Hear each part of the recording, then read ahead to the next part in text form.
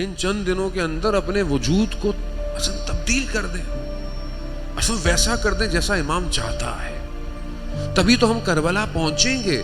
کربلا وہی پہنچے جنہوں نے اپنے وجود کو تبدیل کیا ہے، اور جو تبدیل کرتا گیا وہ پہنچتا گیا۔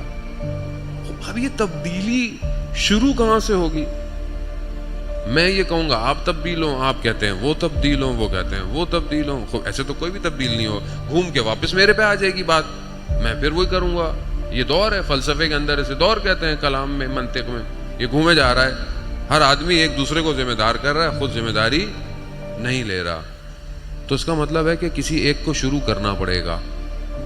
میں شروع کرتا ہوں، میں ایک قدم پیچھے ہٹ جاؤں، میں اپنی طرف توجہ کروں، میں دیکھوں میرے اندر کون سی مشکلات ہیں۔ کیونکہ دیکھیں، ظاہر جتنا بھی اچھا ہو جائے، اگر باطن میں مشکل ہے تو پھر میں اپنے ظاہر کو خراب کر دوں گا کبھی بھی، کیونکہ دونوں وائس ورسا ہے نا۔ اگر انسان کا ظاہر قوی ہو تو اس کے باطن پہ اثر کرتا ہے۔ کچھ لوگ کہتے ہیں جی نہیں جی کچھ نہیں ہوتا ظاہر سے، نہیں ہوتا ہے، فرق پڑتا ہے۔ نہیں، دل میں خوف ہونا چاہیے مولانا صاحب، حجاب ضروری تھوڑی ہے سر پہ دوپٹہ ہو، دل میں خدا خوف ہو۔ مگر خدا نہیں جانتا تھا دل میں خوف کیسا ہوتا ہے، تو کیوں سورہ نور میں پروردگار کہتا ہے کہ اپنی عورتوں کو چادروں میں ڈالو؟